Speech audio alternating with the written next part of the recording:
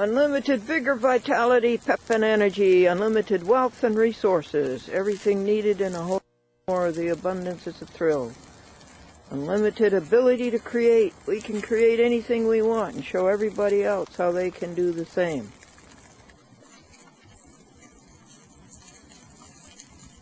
Pure thoughts, no negative, second level, trivial, ugly. Cheerful, humorous, full of everybody, calm, confident, enthusiastic. Eat right. Sleep right. Help animals, be refined.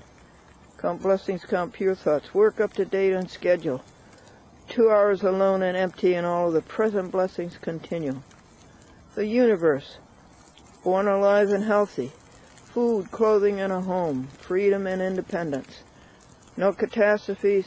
Finances, education, careers, spouses, and spouses' jobs.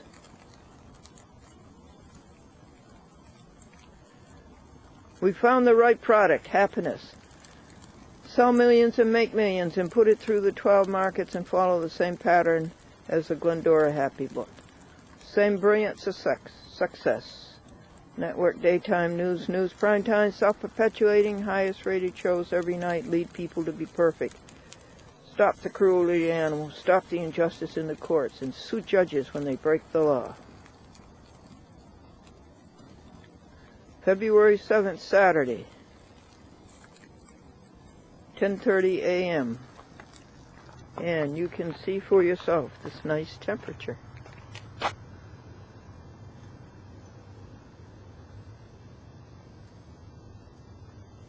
Pretty good, huh? And here we are on the Arctic tundra. It's pretty, isn't it? Someday it will all be gone. So enjoy it.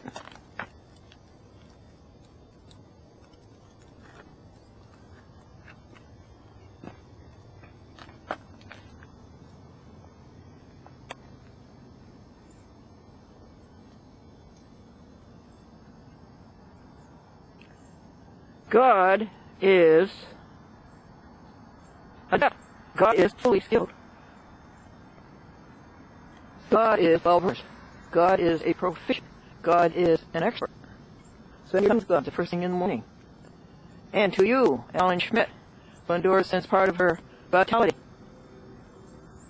and health and well-being to you, that you will have the impetus to go alone with your builder and your maker every morning and claim the treasure that God has set aside for you, a treasure of health and wealth and success, appreciation, and love and joy. Yay! Does the husband boss the house? No, son. The husband houses the boss. Of course, we have been calling the update on the show to air last night. Binghamton. 9:30 show was from 1980 archives on the interview with Judge Seagram. That show was, you were interviewing people and you were at a gymnasium, I believe, in a school. I think that's where you were maybe when you got to him. The next thing is a little show, which is beautiful. Very good singer. Both shows are enjoyable. That's what they were. They were both, and the last one was from the 5,000 show. But, okay, I'll be talking to you. You have a good day. Bye. Hi, Glendora. It's Trudy Ramstein from the update on the air last night. The 9 to 9:30 show was from the 1987 archives. One of the interviews was with Judge Seagram. The 9:30 to 10 show was, you were interviewing people and you were at the gymnasium, I believe, in the school. I think that's where you were maybe when you had the ice storm. The man thinks you looked over to do. He's a very good singer. Yes, he is. Both shows are enjoyable. That's what they were. They were both, and the last one was from the 5,000 show. But, okay, you have a good day. Bye. Press 1. Well, everybody, it's Glendora, and I have a joke for you. And I don't think I told you this joke. The woman married 4 times. She married a maker, then an actor, then an undertaker, and then a minister.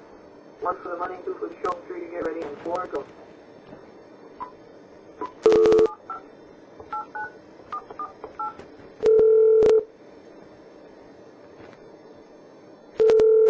Oh, did you hear the woman who got married 4 times? Please enter your password, followed by computer. You have 1 new message. Today at 11:55 a.m. Let me know about your vehicle. Press 2 to be removed from the follow-up list. To play the message, press 1. Message deleted. There are more new messages.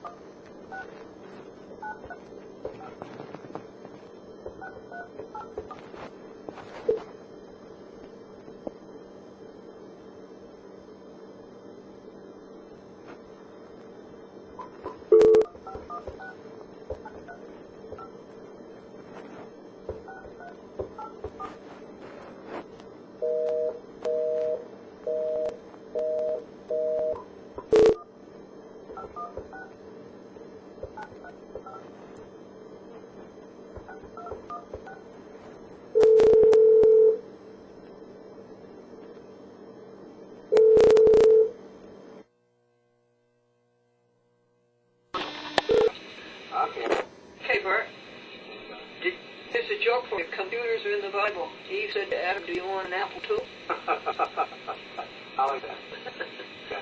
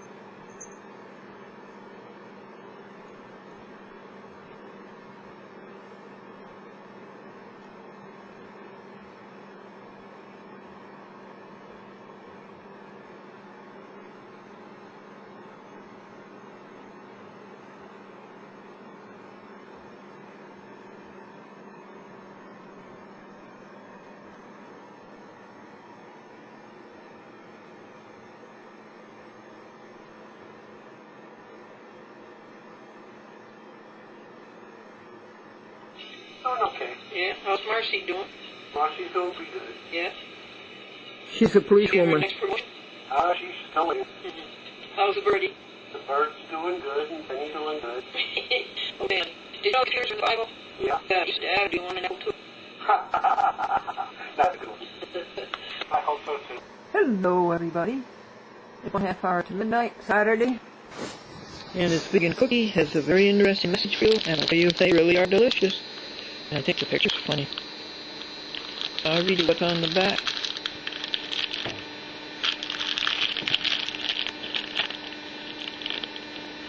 Oh, there's something different on the back of that.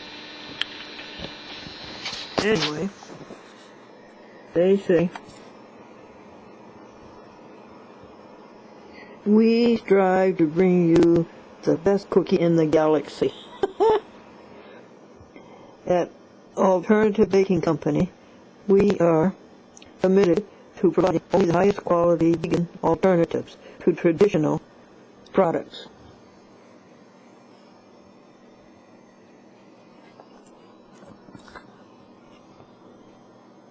We use premium gourmet ingredients and make 1 hour cookies daily in small handmade batches. This cookie contains no dairy. The one I had was pumpkin spice, and it really was delicious. No eggs, no honey, no hydrogenated oils, no cholesterol, no preservatives, no artificial ingredients or refined sugars, with a taste that's out of this world. Try one right now, and you'll not only be convinced, you'll be addicted. That came in the order, the vegan order.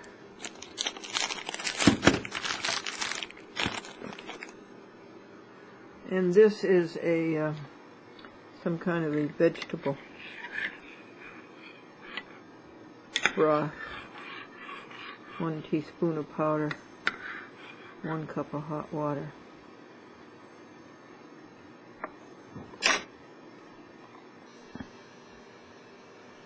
"9 a.m. on the Sabbath. The telephone rang at 8:45 on Sunday morning, this morning. I thought it must be God, but it was my neighbor Mary, who wanted to pick up the mail that I had collected for her for 7 days.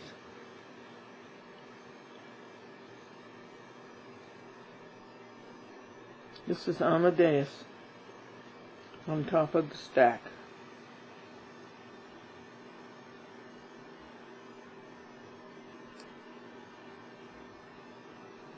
We put the Sabbath first. You know what the Sabbath is? Well, God finished all of His work in 6 days. And I'm not able to do that, but I'm trying and getting close to it. And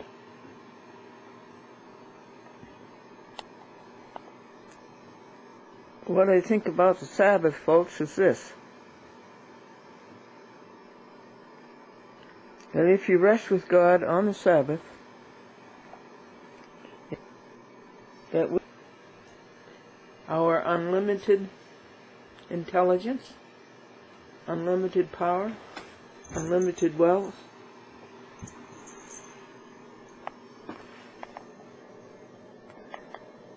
unlimited vigor, and unlimited ability to create. That's what the Sabbath is for. All these things will be our nature, and we will be adequate, be equal and commensurate to the requirement, and we will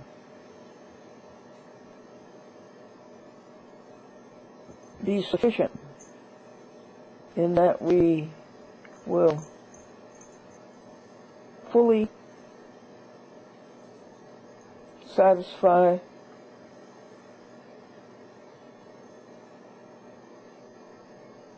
what is needed for the proposed end. We will satisfy the need. We will complete the desires. Sabbath first, and then God first.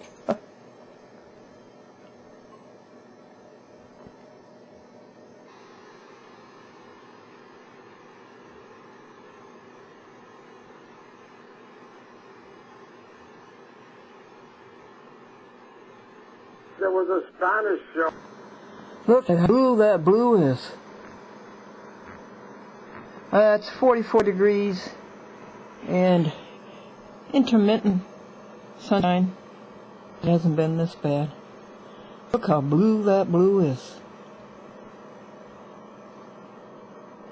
February 8th, the Sabbath. Hi, Glennie. This is Joe Cronin out in Lindenhurst, New York. 11757-1121. I'll make it quick. The post office. Program last night. It was from December 11th to the 13th. What a terrific show. I got to see the Ichabod Crane School, Kinderhook, New York School District. Loved it. Loved it. I loved the pictures around the house. I loved the pictures when you were going down your street. Or Route 9. Oh, I remember all that now. He Pleasure knows to see that everything. again, but without the snow. I loved seeing all the different people. Everybody really helps out there in the school district on December the 13th. Absolutely terrific. The ice storm. The color was good. The show was great. I loved it.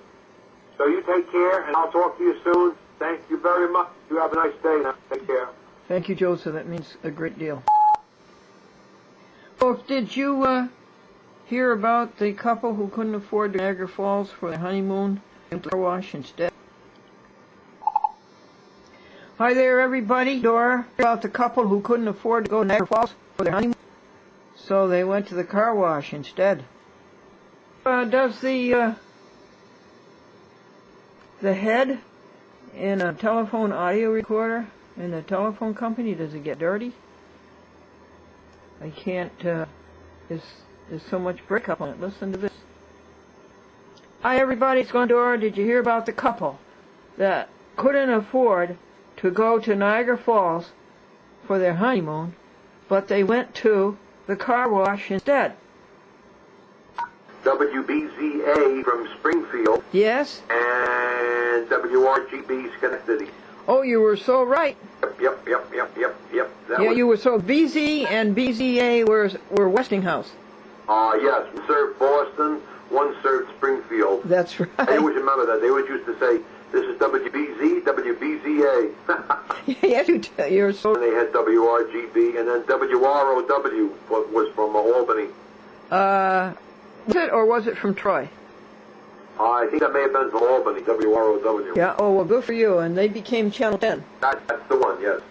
Until then, General Electric had no competition at all. They really didn't. No. That's when General Electric was Schenectady. Yes, it certainly was. Today, forget about it. I don't know what it is today. No, I don't even want to describe it. I mean, it's like that. And I want to tell you this: WRGB stood for those were the initials of Walter R. Baker. Oh. He's the one who started the worst thing, decentralizing General Electric. And he took so much of General Electric to Syracuse. Really? And then somebody else came along and took a big hunk of it to Fairfield, Connecticut. Oh. And that was the beginning of the downfall of General Electric in Schenectady. What was? They had the big locomotive plant up there in Schenectady. I remember that. You remember that? Yep. And they sent locomotives all over the world. All over the place. Yes. And Steinmetz was a big scientist at There's a big cheese up there. And his house, well, it was still there. Right. But it was empty when I was there in '56. Oh, wow. And there was a great era up there. And you know, they were doing television before the world. Really? Before World War II, and they stopped it when World War II came. Oh. But they started television as early as 1928. Oh, Jesus. And in the World's Fair, did you go to the World's Fair in Flushing, 1938? No, I wasn't born yet. Oh, excuse me. Well, General Electric exhibited for the first time, and anybody had ever seen it, television, radio with pictures. Wow. They sent a signal down from Schenectady. Can you imagine that? My God. All the way from Schenectady down to Flushing, Queens. Wow. And that signal they wanted a very clear and sharp signal, black and white, Right. and that's why they chose Felix the Cat. Wow. And people couldn't believe that there was a television set, and there was a picture originating in Schenectady and coming down to Queens. All the way. Wow. Wow. There was a couple that went, you probably remember it, WKBW from Buffalo. Yes? And my favorite radio station of all time, and I found it by, I was with my wife, and that's not so many years ago. We were on the thruway, and we were passing on the thruway going west to Buffalo on the thruway, passing Rochester, New York. And all of a sudden, what did we hear? We heard our favorite radio station, Wham, WHAM.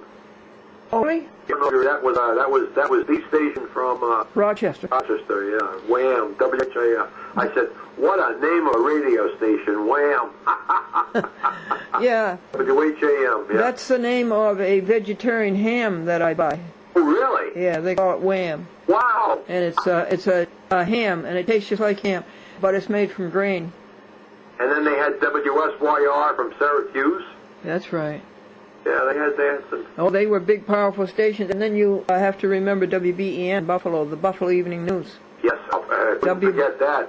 Buffalo Evening News. Buffalo they had some great TV and radio stations. The experimental station for General Electric was in the General Electric property, but then by the time I came there in '56, they had a bowling alley. They converted a bowling alley on Mohawk River. Really? Yeah, you remember where the old fort was? Yes. In Schenectady? Yes. Oh, it's right down there. Oh. and it was a bowling alley, and they made it into TV studios. And everything was live back to back. The cooking show was back to back to Earl Jarvis, who was playing the piano. Wow. They had no network, you see. I'm sure of that. And everything was live. And my show was live, Mr. Bronco Bill. Wow. And in between Freddie Fryhofer. And they had to run from the cameras down in the basement, my show, up to the main studio on the first floor and do Earl Pudney. Earl Pudney was live. Wow. Oh, that was television at its greatest. That was television's golden era.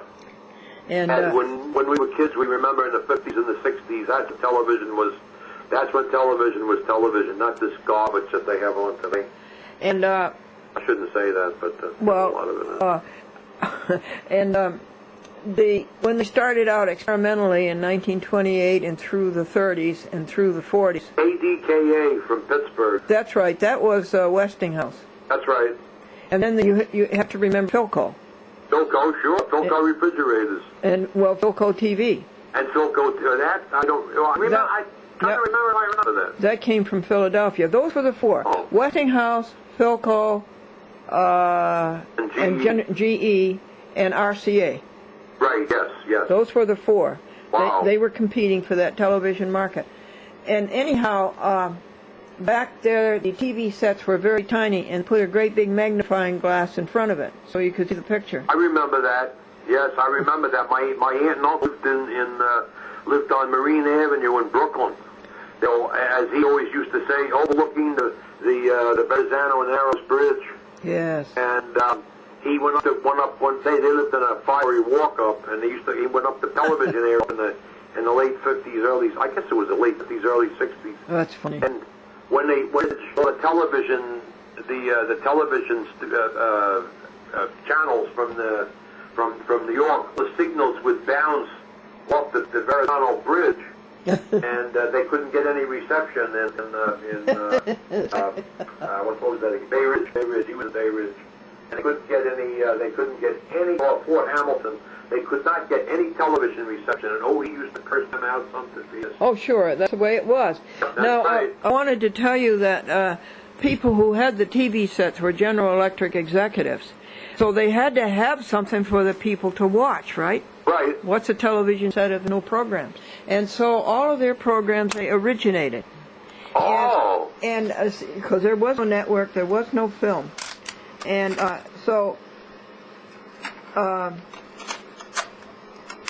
this is a true story. This woman called up the TV station during the early 40s, and she said, I'm having my bridge. She says, I know that you televise on Tuesday afternoons and Thursday afternoons. Right. But my bridge club is coming Wednesday afternoon, and I want to know, will you put your programs on Wednesday afternoon for my bridge club? Oh. Well, that's a pretty funny request, but even funnier is they did it. I believe it. They did it. They didn't televise on Wednesday. Excuse me, on Tuesday. They televised on Wednesday. Oh. And it was so interesting to go to work for that station because so many of the people who worked there were back in the early 30s and the putting out programs. Wow. That's television. I always say television from the 50s. That was the golden era. Definitely. It really was. I mean, we used to go to my uncle's house, and I remember that you could watch, you could watch television shows, all the great names. I mean, it's just read like a who's who of the industry, Milton Berle or. That was 48. That was 48. Oh, was that 48? Oh, really? And the Texaco Star Theater. He was on TV about 10 years.